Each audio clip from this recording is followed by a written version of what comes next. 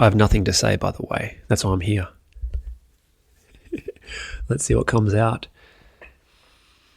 The first thing I was thinking about actually before this was what do you need? Because I seen this really beautiful reel, this little clip from these two kids, and they were out in the middle of a park and they had a podcast set up, like they were sitting on this park bench and there's two little girls talking to each other with the headphones and the microphones in the podcast. And one of them was talking to the other and she said, a flower needs sun or it needs water. And what do you need? And then the other one answered, you.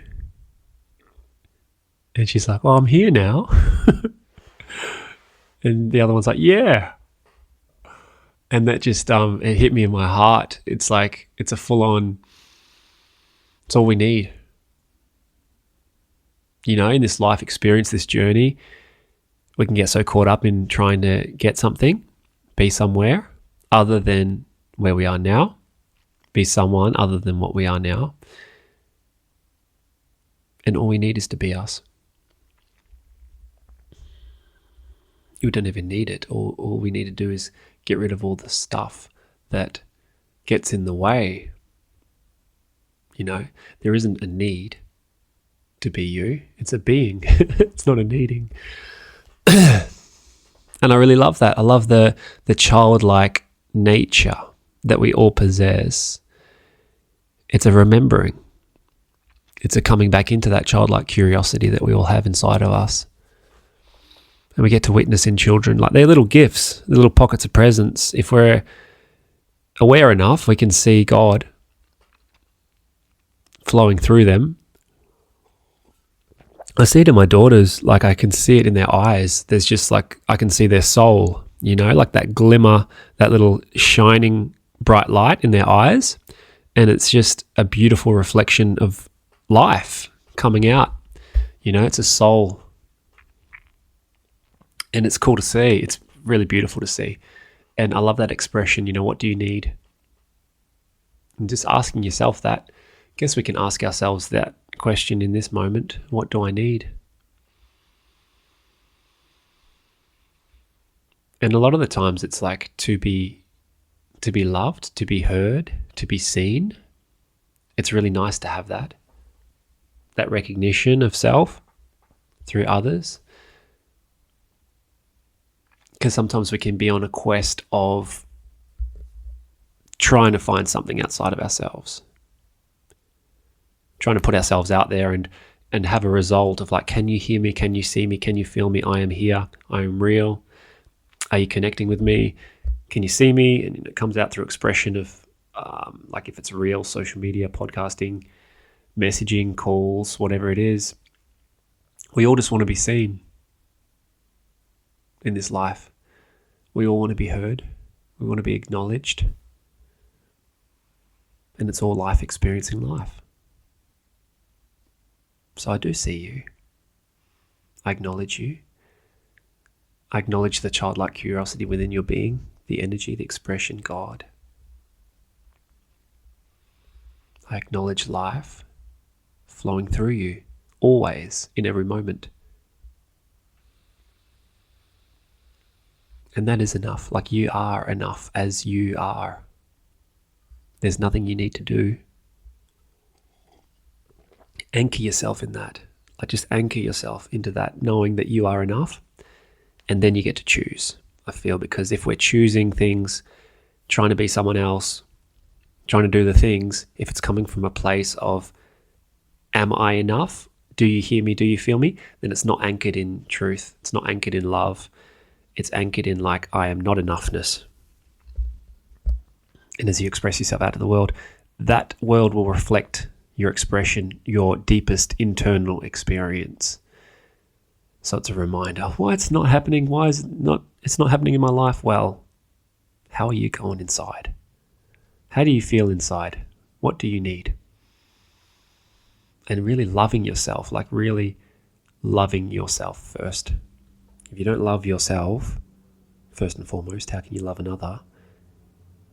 And not to get caught up in the, I need to work on myself and cure my childhood trauma and all the things before I get to experience life, before I can make myself available for relationship, whatever that is, because that's a trip in itself that you'll get stuck in, and you'll isolate yourself until you're worthy of acceptance.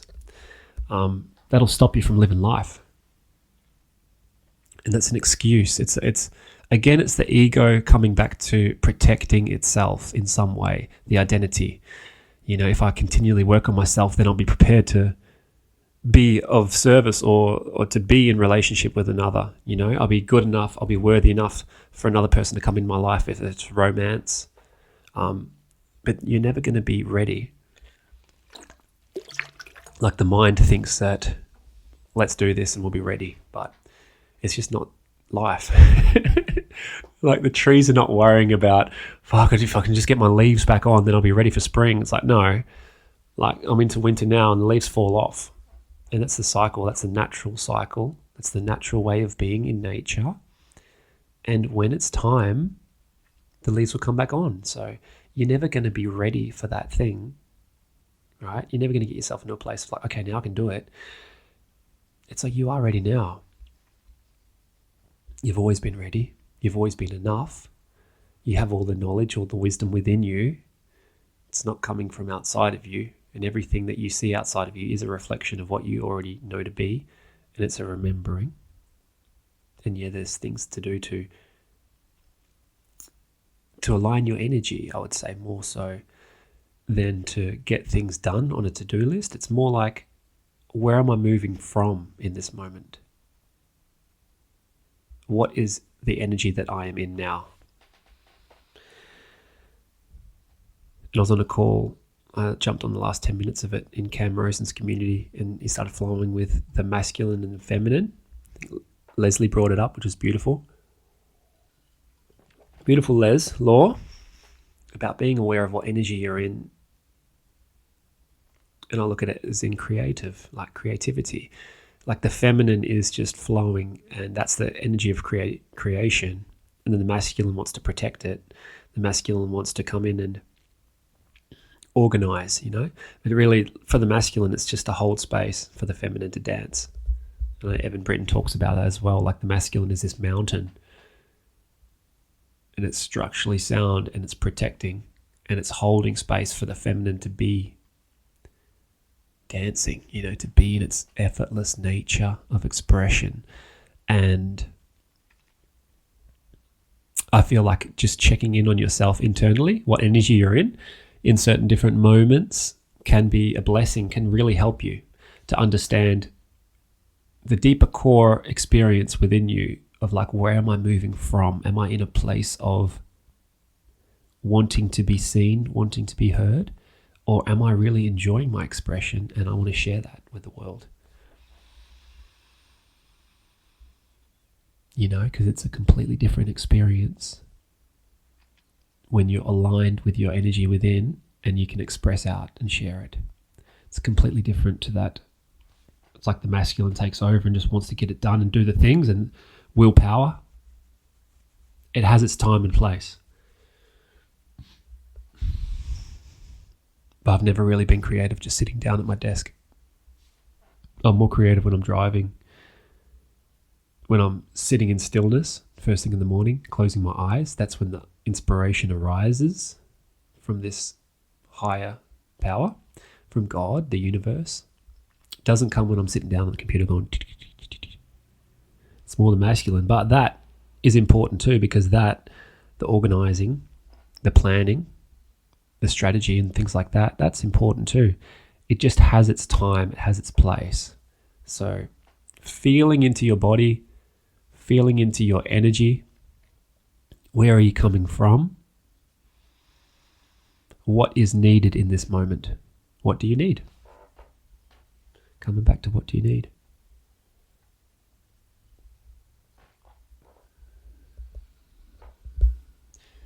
So from the creative process, if you're expressing, I guess if you're creating reels, content, where are you moving from when you're creating? Because for me, I have a resistance with the phone, the social media aspect, and Instagram just has an allure, man. It just draws me in. So recently I've downloaded this app called Opal, which has been an absolute blessing. Shout out to Sarah Baltros for that, to recommend that for me, because there's little things we can do in our life that can just allow our energy to flow so much more effortlessly. And it's becoming aware of you, inside of you, what takes you away from the present moment. So for me, it's definitely Instagram. It has this effect where I get drawn in, that a dopamine chase that we're all chasing, that little hit, instant gratification, and it can allure you in, which is the nature of it, right? But how can we move out of that and move from a place of clarity and flow and freedom? It's important to set up certain boundaries in that case. So for me, Instagram, having this app called Opal, where I've set it up, I can only have access to Instagram for half an hour from 9 o'clock to 9:30 in the morning, and then from 12 to 12:30. And then I think there's like a time in the afternoon, evening. But just that in itself has allowed me to get back control of my attention, of my awareness. And then as you express yourself from a place of I'm here, the resonance can be felt a lot deeper than if your attention is dragged into social media, is dragged into doing all the things at once, and then coming into the masculine of, okay, yeah, creating and analyzing and critiquing and putting everything into a box. But then how do I get back into the feminine when I've really got to feel it? I can't force these things. It's got to be in the right time. And that can be a lot heavy. Like it can get really heavy and it doesn't have to. Like for me, it happens, creativity happens when I let go of control. You know, it happens in the most beautiful way and it happens naturally. And it's the dance of creation for creation's sake, you know, connected to, yes, I want to connect with people and I want to inspire. I want people to take action in their own physical experience, for them to become more aware of their internal life and shift things within themselves, because I want to hold that space for people to do that through coaching, you know, creating my own little programs. So that is a dance in itself of having a business, creating programs, and then detaching from, you know, wanting everybody to get on board this and actually, how can this be a vehicle of financial freedom for myself, my family? And then dancing all of that with the energy that it's coming from. It's been a beautiful, like, awakening through business. And it goes on, my friends. It's a dance, it's a song that does not end, you know? And it goes on and on, my friend. Yeah, so coming to peace, coming to terms with everything outside of you is an opportunity to see what's happening inside of you. Like I was talking on Eben Britton's community today in a group call, jumped in at the end, and I was talking about like an orange, and when you squeeze an orange juice comes out. And then another analogy is when you're going for a drive and you're in a car and someone just pulls out in front of you, like from a gas station or whatever, and, you know, very late minute, and you have to sort of pull on the brakes, and then what comes out of you then? Is there like a righteousness of like, fuck you, who the fuck do you think you are? Like I love to, every time I'm on a conversation with a friend, a lot of the times like Big Eagle or somebody, and they're driving and then they're talking about, oh, this fucking person just pulled out. I'm just laughing at it, like, yeah, it did happen. And in those moments when it does happen, just be interested in how you're feeling. Be interested in the reaction that is coming out. Like as the orange is squeezed, the orange juice comes out. So when you're in those moments, when you're driving and someone pulls out in front of you, what's going to come out? Right? Because that's what's happening inside of you. And yeah, be more interested in what's happening inside of you. And relationships are a beautiful channel for this, like a beautiful opportunity to witness the inside, how you're feeling inside, because it's very easy to go about life in your own bubble. It's very easy to isolate yourself, to meditate, to read, to be out in nature by yourself, and it feels really nice. And, it's important too. However, I feel this life experience, what we're put on earth to do here, is really to have the full human experience, to experience that. Because who knows where we're going to go after this? And why not experience all of life's beauty? And for me, that means being a dad, being a husband. There's a lot of incredible experiences that have come through that, and a lot of pain too. And a lot of breaking down of the identity, like a complete identity crash over and over of who I think I am as a husband, as a father, on a continual basis, which is beautiful because it's just peeling back the layers that I've created in my experience of who I think I am, and just getting to witness the righteousness that comes out in certain moments, and the ego comes out. And another thing that I expressed on the call with Eb, was talking about relationships, in particular with my wife, of like how we can hold space for each other, and in certain moments when we're talking, like the ego is speaking, and it can be quite triggering, but then we can express that without an attachment to like, this is me, this is the righteousness, you need to hear me, you need to understand me, how dare you say that to me, or things like this. But as you give yourself that space to come back and know that these relationships are perfect for you to experience who you truly are, and to witness that righteousness that comes out. You need to have a relationship where you're both like on the same path, I feel, in a sense. This is what I feel anyway for me in my life experience. It's beautiful to have a relationship with somebody who is interested in their own stuff too. I can connect with that, because I couldn't imagine being in a relationship with someone who's not aware of themselves, who doesn't work on their own stuff. I don't have to imagine, but I know we've all been there, where some of us are like going through like a spiritual awakening or whatever, and then the other partner is just still talking about the football or drinking beers or going to the pub or the news or COVID, getting a vax or whatever it is. It would be difficult if you're not on the same path, if you're not a team. And in a team, in a relationship of like, we are both here in union together to work on ourselves, and we will hold space for each other to express whatever is coming up inside of ourselves in that moment. And remember not to take it personally, and it's a dance day by day.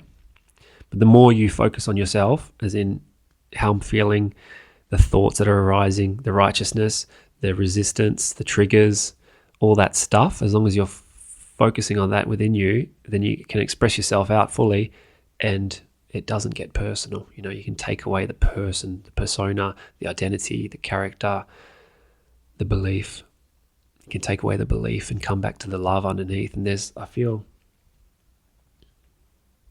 with gratitude, with presence, if a person is present and then they can express what they're going through, that presence has like an incredible energy when it comes through. Like, it just cuts away at the belief of the other, of the thoughts, of the righteousness, the identification of, you can't say that to me, who you said it to me. But if you cut through that with presence, with love, and it's an unconditional love, it's not like, I will do this, I will say this for you to bend to my will or to my beliefs. It's more like let's get rid of all of that.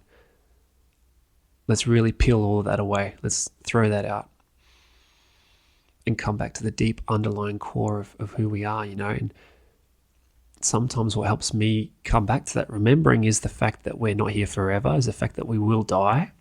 One day we will die, and that takes away the personal righteousness sometimes, just knowing that, we're going to die. So if you zoom out and you think about yourself on your deathbed, does it really matter that argument that you're having right now. What does it matter? What do you want to experience? What do you need? I feel like we can all zoom out sometimes, because when we're zoomed in, it gets a bit heavy, the identification of. So then surrendering to the natural way of being in the universe, coupled with an intention.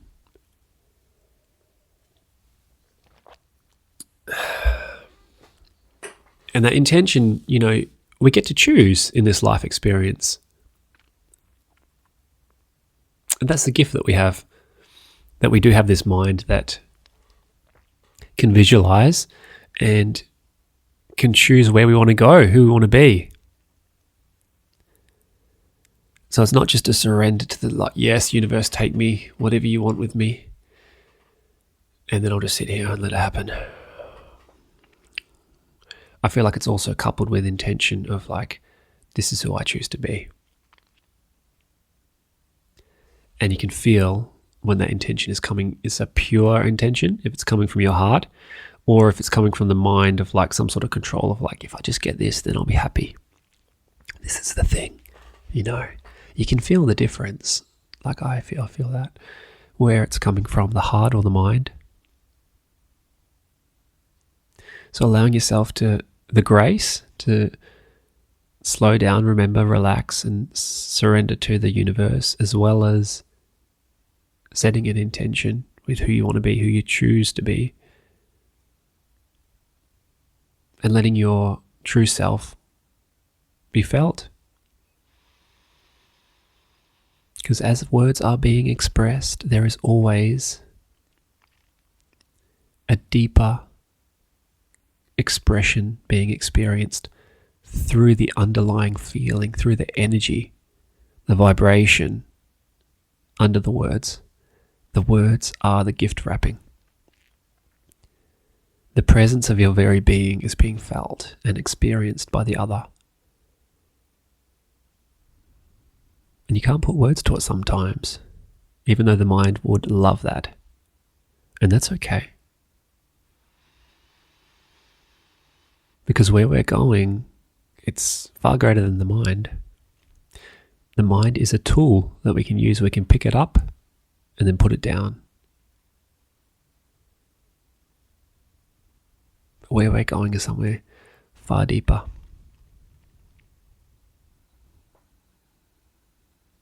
And your energy can be felt in your expression.